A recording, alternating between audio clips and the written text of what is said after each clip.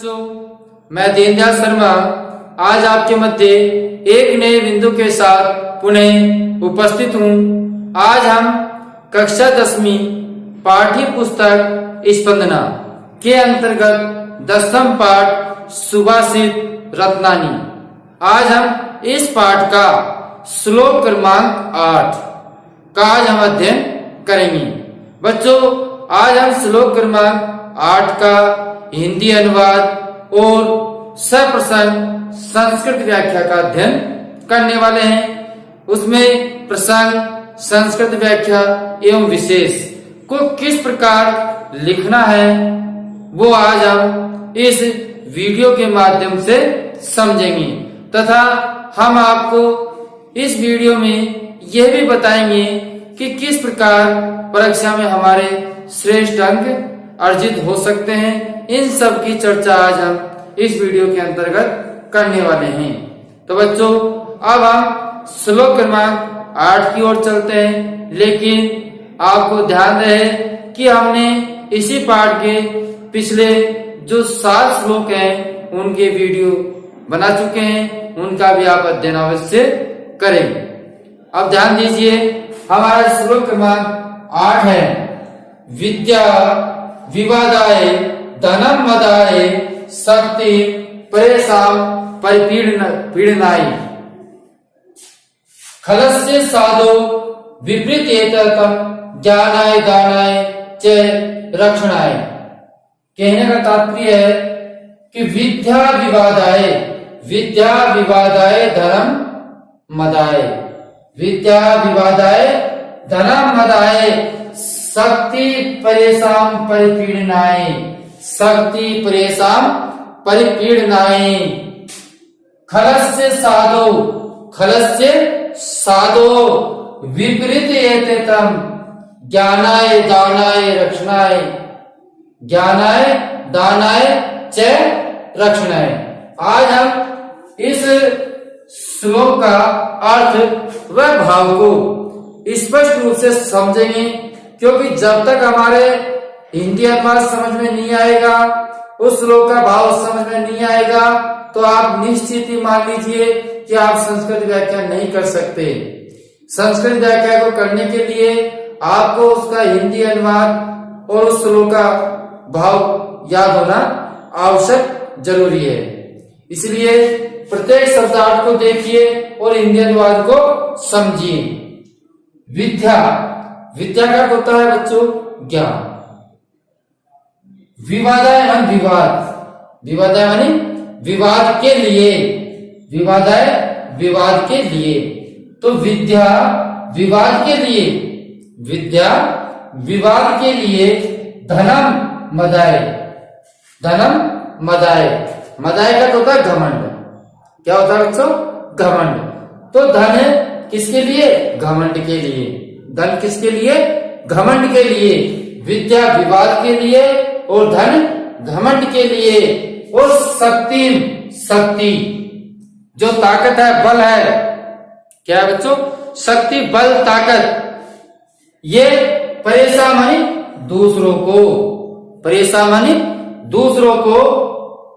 परिपीड़नाएं होता है मतलब कष्ट पहुंचाने के लिए। तो ध्यान दीजिए, शक्ति दूसरों को कष्ट पहुंचाने के लिए। पूरे ध्यान से सुनिए, अभी आपके बिल्कुल अर्थ स्पष्ट हो जाएगा। अभी एक शब्द में मैं आपका अर्थ स्पष्ट कर दूंगा, लेकिन उससे पूर्व आप प्रत्येक शब्दार्थ को समझें। विद्या विवाद के लिए, धनम मदाय धन घमंड के लिए, और शक्ति परेशान, और शक्ति दूसरे को पीड़ा पहुंचाने के लिए। ये सब किसके लिए कहा गया है? किसके लिए कहा गया है बच्चों? खलस्य। किसके लिए? खलस्य कौन होता है? दुष्ट, व दुर्जन व्यक्ति। तो खलस्य मानी दुर्जन। जो दुर्जन व्यक्ति है, दुष्ट व्यक्ति है, तो दुष्ट व्यक्ति की, अब ध्यान से समझिए अर्थ को, दुष्ट व्यक्ति की विद्या विवाद के लिए होती है। दुष्ट व्यक्ति की विद्या विवाद करने के लिए होती है और दुष्ट व्यक्ति का धन घमंड के लिए होता है। दुष्ट व्यक्ति का धन घमंड के लिए होता है और दुष्ट व्यक्ति की जो शक्ति है वो दूसरे को पीड़ा पहुंचाने के लिए होती है। समझ में आ गया आपके? ये सब तीनों बात किसके लिए कहा गया है? किसके लिए कहा गया है? दुष्ट व्यक्ति के लिए, कि दुष्ट व्यक्ति के पास अगर विद्या है तो वह विद्या विवाद के लिए है। दुष्ट व्यक्ति के पास अगर धन है तो वह धन घमंड के लिए है उसके पास। अगर दुष्ट व्यक्ति के पास बल है, ताकत है, तो उस बल और ताकत से क्या करता है? वो दूसरों को पीड़ा पहुंचाने का कार्य करता है।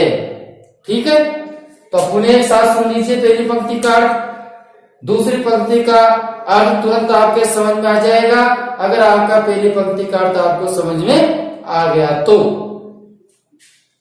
दुष्ट व्यक्ति की विद्या विवाद के लिए, धन घमंड के लिए तथा शक्ति या बल दूसरों को पीड़ित करने के लिए होती है। दूसरों को पीड़ित करने के लिए होती है। समझ में आ गया बच्चों? किसके लिए? दुष्ट व्यक्तियों की। किसकी? दुष्ट व्यक्तियों की विद्या विवाद करने के लिए, धन घमंड के लिए तथा शक्ति दूसरों को पीड़ा पहुंचाने के लिए, पीड़ित करने के लिए होती है। अब नीचे एक पंक्ति देखिए, साधो। साधो का अर्थ है सज्जन। साधो का अर्थ क्या है? सज्जन। विपरीत एते, एते ध्वनि है, मतलब यही जो तीनों चीज है, तीन चीज कौन कौन सी? विद्या, धन और शक्ति। विद्या, धन और शक्ति कौन कौन सी बच्चों? विद्या, धन और शक्ति, यह। ठीक है, तो साधो विपरीतो एते, मतलब सज्जनों के लिए ये क्या होती है? बिल्कुल विपरीत होती है। सज्जनों के लिए ये तीनों वस्तु क्या होती है? तीनों चीजें क्या होती है? बिल्कुल विपरीत होती है। अब विपरीत कैसे होती है? कैसे है? तो तीनों जो विद्या, धन और शक्ति, ये दुष्ट व्यक्तियों से बिल्कुल विपरीत कार्य करते हैं। कौन? सज्जन। कैसे?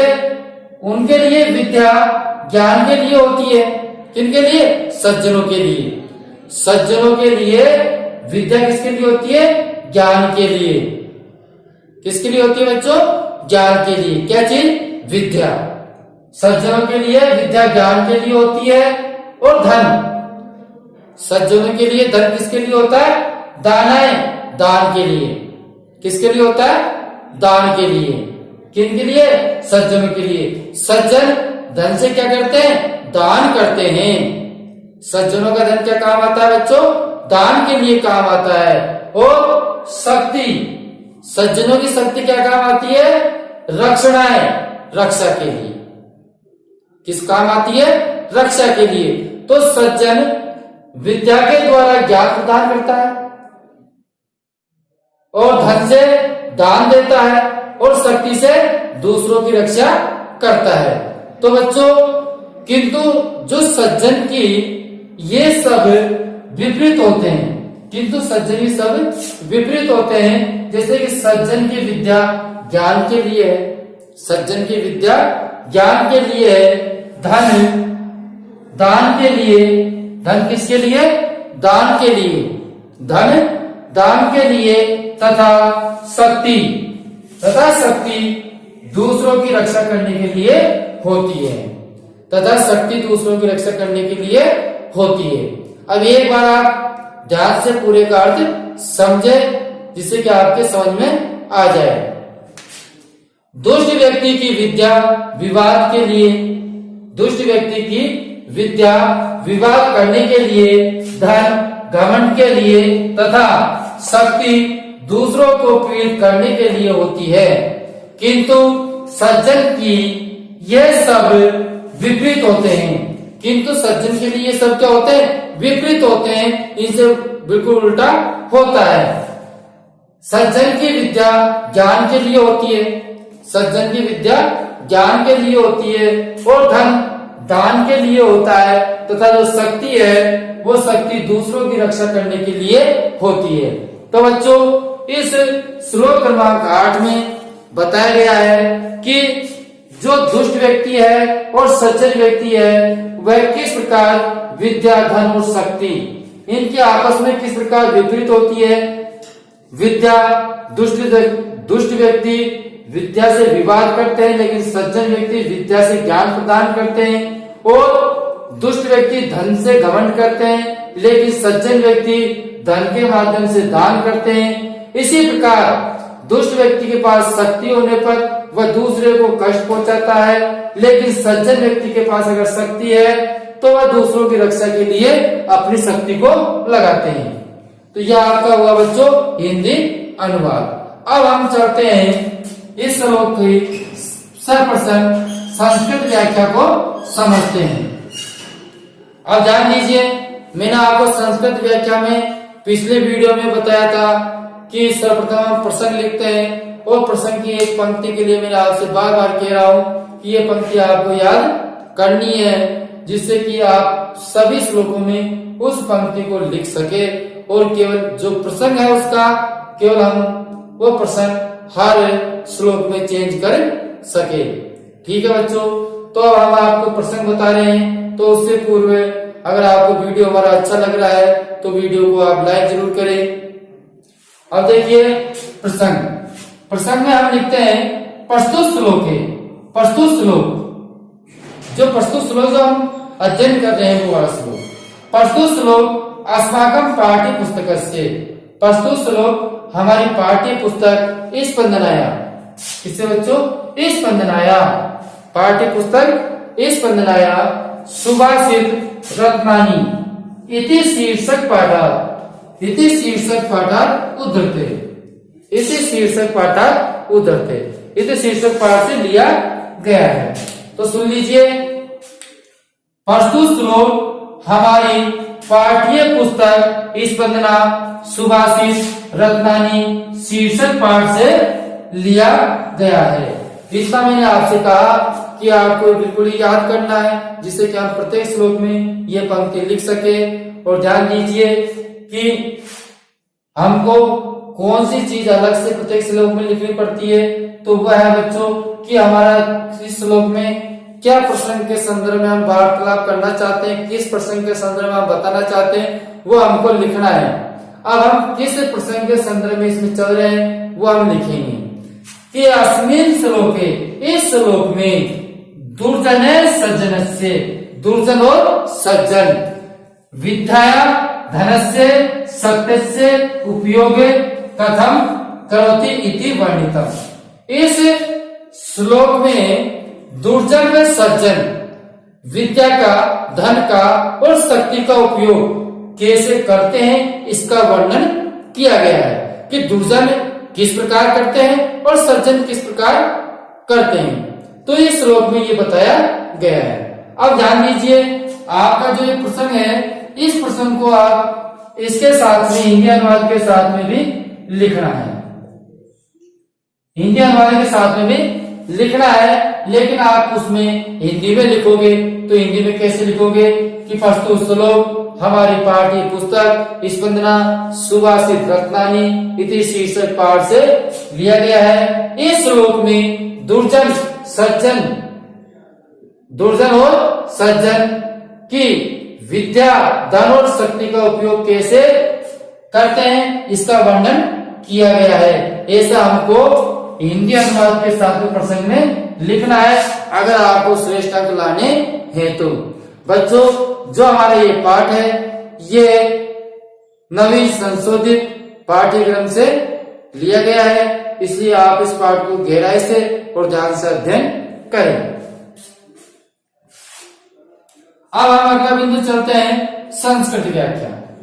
इसकी ओर संस्कृत व्याख्या की ओर, क्योंकि प्रसंग आपको इस प्रकार लिखना है। पहली पंक्ति आपको याद करनी, दूसरी पंक्ति में मैंने आपको बता दिया कि प्रत्येक श्लोक में चेंज होती है। यहाँ से अस्मिन् श्लोके दुर्जन सज्जनाया च विद्या धनस्य सत्यस्य उपयोगम कृतं करोति इति वर्णितम्। ठीक है, अब हम चलते हैं इस पाठ की संस्कृत व्याख्या की ओर, कैसे इसकी संस्कृत व्याख्या करनी है।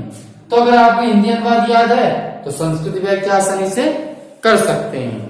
अब देखिए कैसे लिखना है।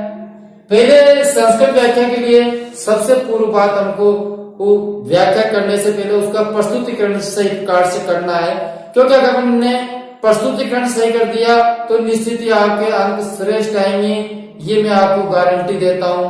क्योंकि आपका प्रस्तुतिकरण बिल्कुल सही है तो आपका जो प्रश्न है उस पर बहुत अच्छा प्रभाव पड़ेगा और प्रभाव पड़ने से ही अंक आते हैं। हमको कॉपी जांच करने वाले के समक्ष ये रखना है कि वो हमारी कॉपी को देखकर प्रभावित हो जाए, ये हमारा प्रयास रहना चाहिए। अब देखिए, दुर्जनस्य सज्जनस्य, दुर्जनस्य मान दुर्जनों का, सज्जनस्य सज्जनों का, च मान और दुर्जना का और सज्जनों का, विद्या धनम शक्ति च कथम भवति इति वर्ण्य, कि दुर्जन और सज्जन, विद्या धन और शक्ति का कैसे होती है इसका वर्णन कवि करता हुआ, कवि करते हुए कथ्यति मानी कहता है। इन तीनों चीजों का, विद्या धन और शक्ति, इन चीजों तीनों का वर्णन करते हुए कवि कहता है कि क्या कहता है सुनिए, दुर्जनस्य विद्या, देखिए दुर्जनस्य विद्या, दुष्ट व्यक्ति की विद्या, किसके लिए, विवादम कर्तुम, विवाद करने के लिए, ठीक है। तो दुष्ट व्यक्ति की विद्या विवाद करने के लिए। अगर आपको हिंदी अनुवाद याद है तो संस्कृत व्याख्या आपकी बिल्कुल सही हो जाएगी और आप कर पाओगे, निश्चित कर पाओगे भैया। आगे देखिए, धनम घमंड के लिए, तो धनम अभिमान है, धन घमंड के लिए तो धनम अभिमान है। घमंड को क्या कहते हैं, अभिमान, क्या कहते हैं, अभिमान, तो धनम अभिमान है, ठीक है, धन अभिमान के लिए। और शक्तिम च अन्येषां दुखम दातुम भवति, और दुर्जन व्यक्तियों की शक्ति च और शक्ति अन्य सामान दूसरों को दुखम दातुम दुख देने के लिए भवति मानी होती है। और क्या होती है, शक्ति अन्य को दुख देने के लिए होती है। किंतु यहाँ ही देखो, बिल्कुल जैसा हिंदी अनुवाद है उसके साथ साथ ही मैं संस्कृत व्याख्या चल रहा हूँ। अगर आपको हिंदी अनुवाद याद है तो निश्चित ही संस्कृत व्याख्या भी आपको निश्चित ही याद होने वाली है। किंतु सज्जन की, किंतु किसकी, सज्जन की, सज्जन से सज्जन की, एते सर्वे, ये सब विपरीतम भवति, विपरीत होते हैं, ये सब सज्जन की क्या होते हैं, विपरीत होते हैं। क्या, तस्य विद्या, उनकी विद्या, उनकी जो विद्या है, उनका जो विद्या है वो किसके लिए, ज्ञानार्थम, ज्ञान के लिए।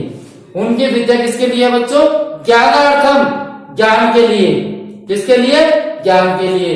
और जो उनका धनम, धन किसके लिए है, दान के लिए, दानार्थम, धन किसके लिए है, दान के लिए, तो दानार्थम।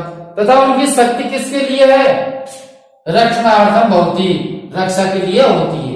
उनकी शक्ति किसके लिए होती है, रक्षा के लिए होती है। किसके लिए होती है बच्चों, रक्षा के लिए होती है। किनकी शक्ति, सज्जनों की, ठीक है।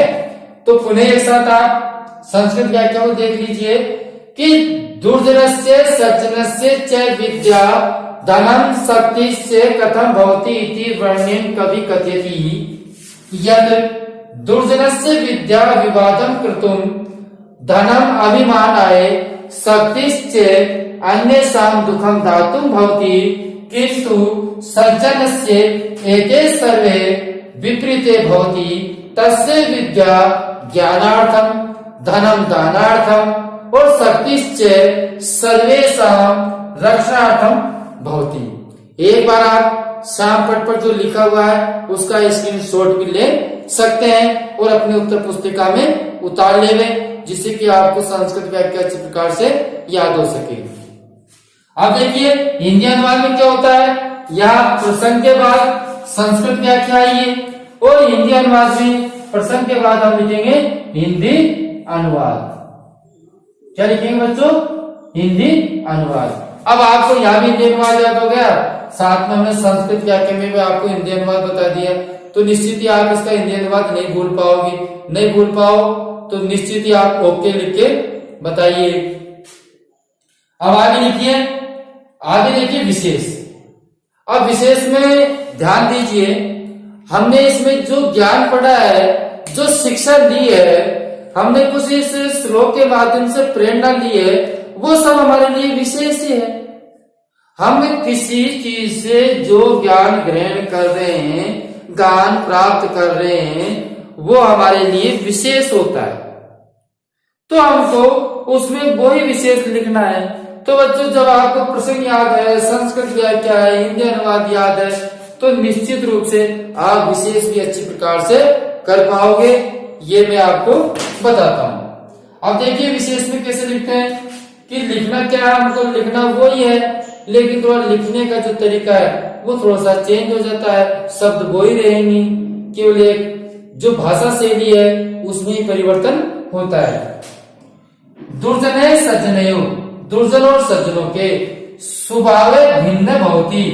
दुर्जन और सज्जनों के स्वभाव कैसे होते हैं? भिन्न होते हैं। हमने क्या शिक्षा ली इससे, क्या प्रेरणा ली हमने इससे? हमने इससे प्रेरणा ली कि दुर्जन और सज्जनों के स्वभाव क्या होते हैं? भिन्न होते हैं। क्या प्रेरणा ली बच्चों? दो दुर्जन है और सज्जन है, उनके स्वभाव भिन्न होते हैं। कैसे होते हैं भिन्न? सज्जने विद्याया धनस्य शक्तिस्य उपयोगी। जो सज्जन व्यक्ति है वो विद्या का, धन का और शक्ति का उपयोग कर्म से किसके लिए करता है? ज्ञानाय, दानाय, परेशान रक्षणाय, दूसरे की रक्षा करने के लिए। सज्जन व्यक्ति विद्या, धन और शक्ति का उपयोग कर्म से ज्ञान के लिए, दान के लिए और दूसरे की रक्षा के लिए करता है। किंतु दुर्जन एताम उपयोगम, किंतु दुर्जन इसका उपयोग कर्म से किसके लिए करता है? विवादाय, विद्या का विवाद के लिए। किसके लिए? विद्या विवाद के लिए, और धन मदाय माने घमंड के लिए, और शक्ति पर पीड़नाएं चक्रवर्ती इनके लिए करता है। तो बच्चों, विशेष में क्या विशेष बात लिखी? जो हमने हिंदी अनुवाद पढ़ा, जो प्रसंग में पढ़ा, जो संस्कृत व्याख्या में पढ़ा, बात वो हमको लिखनी है।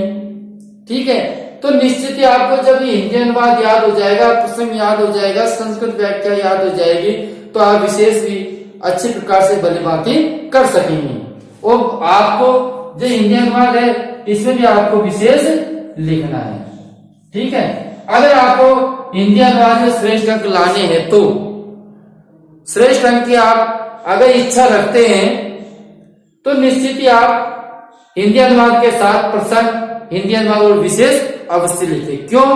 क्योंकि मान लीजिए कि आपने हिंदी अनुवाद लिखा और आपके पहले वाली कॉपी में या किसी भैया ने उस हिंदी अनुवाद के साथ में प्रसंग और विशेष लिख दिया, तो उसके अगर वो कॉपी पहले देख लेता है जांच करने वाला, तो निश्चित ही आपकी कॉपी और उसकी कॉपी में अंतर मिलता है, तो उसके पूर्ण अंक मिलेंगे और आपके कम अंक मिलेंगे। ये स्वाभाविक है।